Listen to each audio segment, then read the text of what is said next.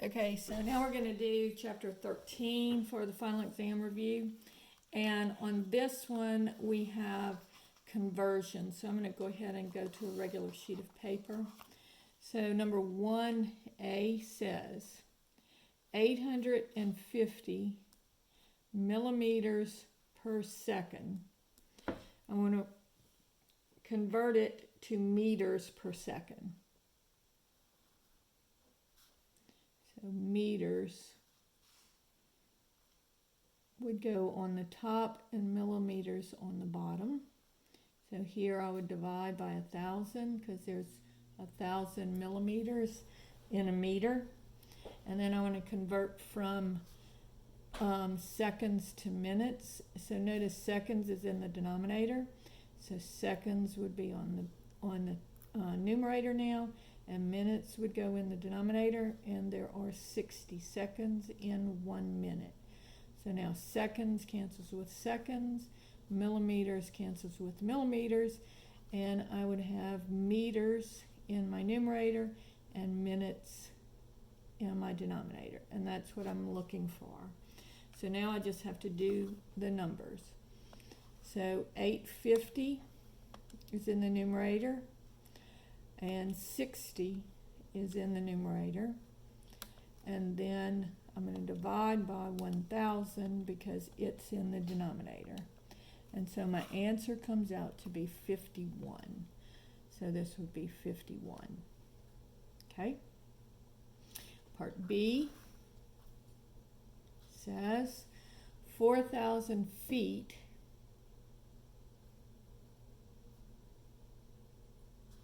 is equal to how many miles?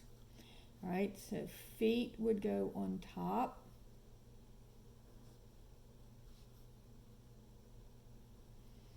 And then on this one, feet's on top, so this one would have feet on the bottom and miles on top. Now this one we only have one conversion. So there are 5,280 feet in 1 mile. And so now feet cancels with feet, so I get miles. And so all I'm going to do is I'm going to take my 4,000 and divide it by 5280 equals 0.758 miles if we round it off to 3 decimal places. Or I could just leave it as a fraction and reduce it. Either way is fine. Okay, part C says 199 centimeters, and I want to convert it to millimeters. So here I would want centimeters on the bottom because I want to cancel it, and millimeters on the top. Now there are 100 millimeters in 1 centimeter. Okay, or if you want to think of it in terms of how many are in a meter, well, there's 100 centimeters in a meter, and there's 1,000 millimeters in a meter. So if I cancel, that would give me 10 millimeters in a centimeter. So the centimeters would cancel here, and I get 1,990 millimeters. And then finally, part D says 4 kilograms is equal to how many grams? So I have 4 kilograms. So kilograms is in the numerator, so I want to make kilograms in the denominator and grams in the numerator. So there are 1,000 grams in 1 kilogram. So kilograms cancel, and these are both in the numerator, so I multiply them. So that's going to be 4,000 grams. All right? Now, question 2.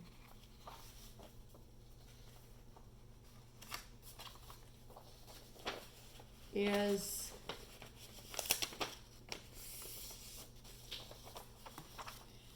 something that you're just not familiar with. I wanted to show you how to use unit cancellation, even if it's something that you're not familiar with. So, problem 2 says 1 pound is the same as 20 shillings, and this was what England used to use before they started using the euro. And 1 shilling was 12 pence. And then they also had 1 penny was 2 halfpennies, and 1 penny was for farthings. All right. So it says, how many pence are there in a pound? All right. So first we have 1 pound is what we're starting with.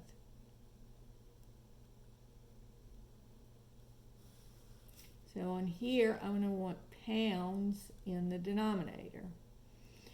And notice, I don't know how to go from pounds straight to pence, but I do know how to go to shillings. So I'm going to first do, shillings.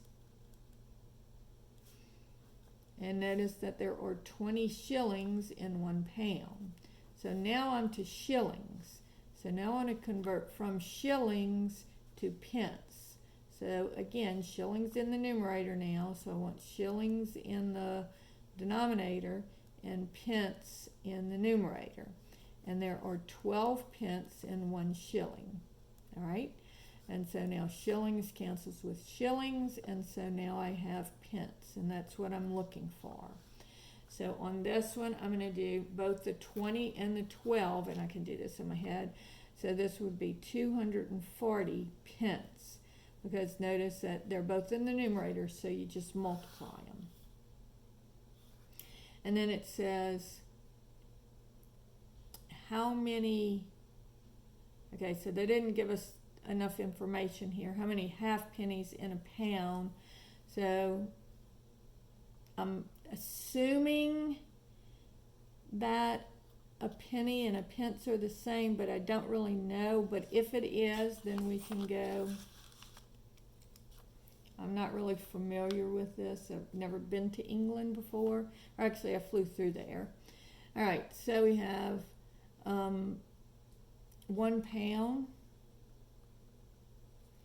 And we already know that it goes to 240 pennies or pence. So 240 pence and 1 pound on the bottom. And then assuming that a pence is the same as a penny, we'll go 2 halfpennies. So I'm going to go, I want pennies to be on the bottom, which I'm assuming is the same as pence since that's the only information they gave us. And so this would be halfpennies. It would be 2 to 1. So pence and pence would cancel. So this would be 480 halfpennies. Okay? Now, problem number 3. Let me pull my paper again. Well, problem number 3 just says, how many cups are there in 8 pints? I have 8 pints is what I'm starting with. And I'm going to go to cups. Now, if you recall, there are 4 cups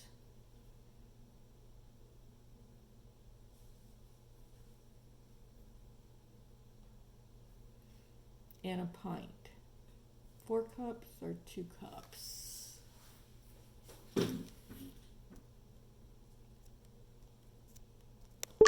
Sorry, 4 quarts, 4 quarts in a gallon. There are 2 cups in a pint. And so this would be 16 cups. I'm sorry, I'm making this late at night and I can't remember anything. Okay? Then problem number 4 has this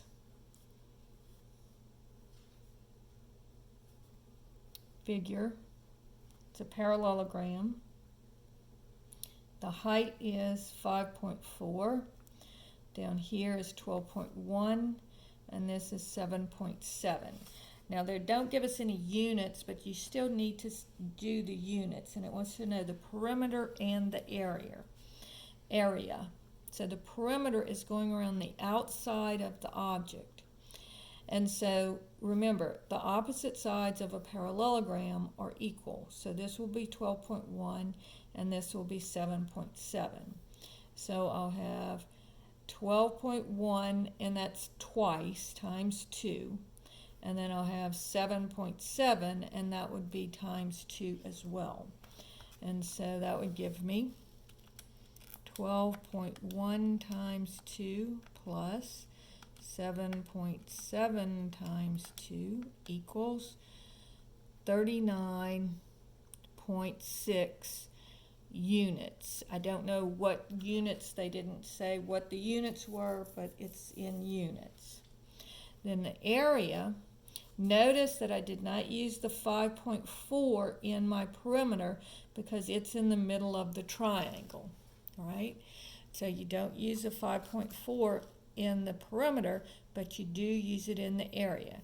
So remember, the area of a parallelogram is just the base times the height. Now the 7.7 is the slant height. So you're always looking for this little square piece here. So you're looking for this. And that tells you the two numbers that it's touching are the two numbers that you want to multiply. So 5.4 times 12.1, and that would be equal to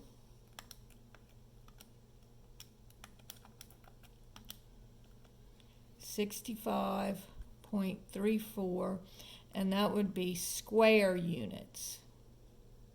Okay, so you do have to mention, and on the exam I'll give you like feet or inches or centimeters. Okay, then problem number 5 says, are the given sides of a triangle, given are the sides of a triangle, will these sides form a right triangle? So the sides are 70, 54, and 90. All right, and so on here, what are you looking for? You're looking to see if a squared plus b squared is equal to c squared, because that's the Pythagorean theorem. And so the c squared has to be the longest side, and so this would be, is 70 squared plus 54 squared equal to 90 squared? So 70 squared is 4,900. And I don't know 54 squared. 2916. And they want to know, is that equal to 90 squared? And that would be 8,100. And you can see that no, this is not equal. And so the answer would be no, it would not be a right triangle. All right?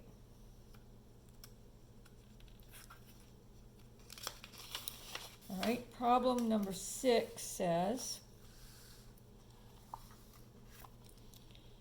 find the perimeter. And actually, I think I can do this one on the paper.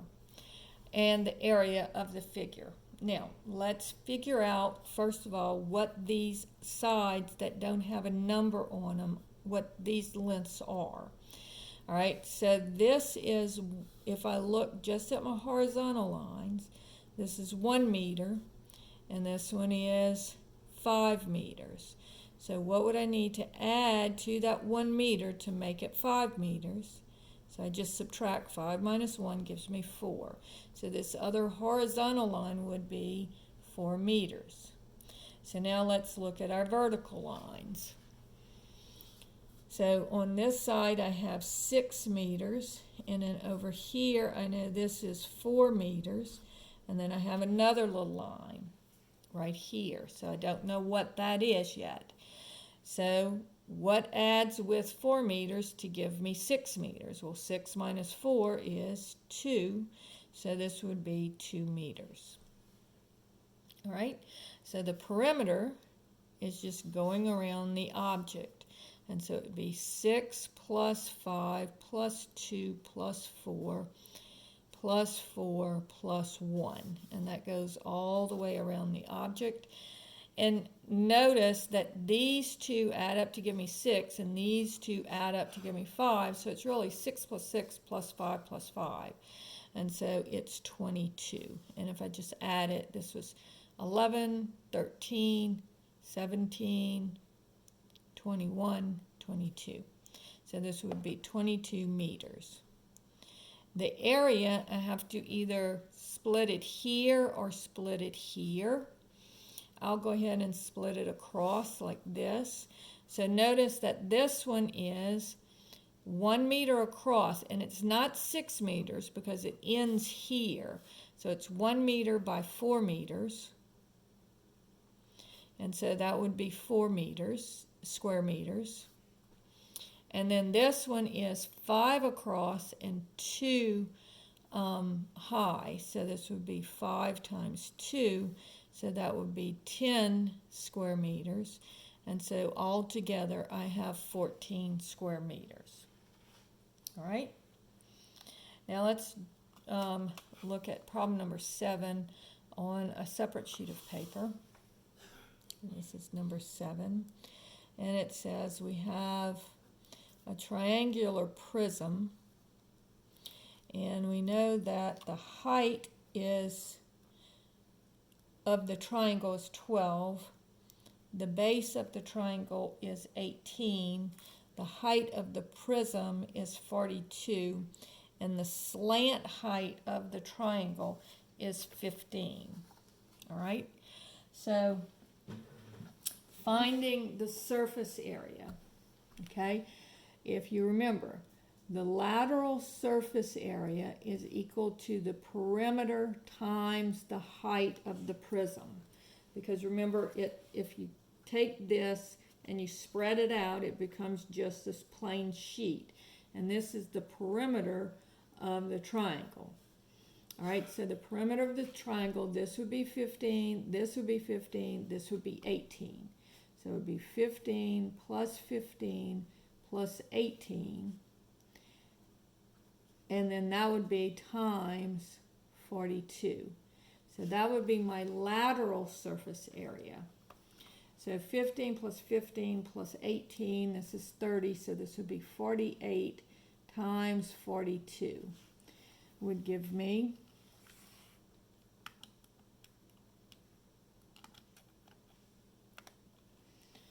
2016. 2016. And that would be in square units. Okay, so that tells me my lateral surface area, but I also have a front and a back, or the two bases. So now I need to figure out the area of the triangle. So that's 1/2 the base of the triangle times the height of the triangle. So the base of the triangle is 18. And the height of the triangle is 12. So this would be 18 times 12 divided by 2 gives me 108 square units. But I have two bases. I have a front here and I have a back over here. And so my total surface area is going to be equal to 2016 plus 2 times 108. So times 2 plus 2016 equals 2232 square units. All right? Now my volume, remember that was when we looked at how many little cubes can you fit into this triangle. And we said if you stand it up, it's the area of the base times the height of the prism. Now we already found the area of the triangle, that's 108. And the height of the prism is 42.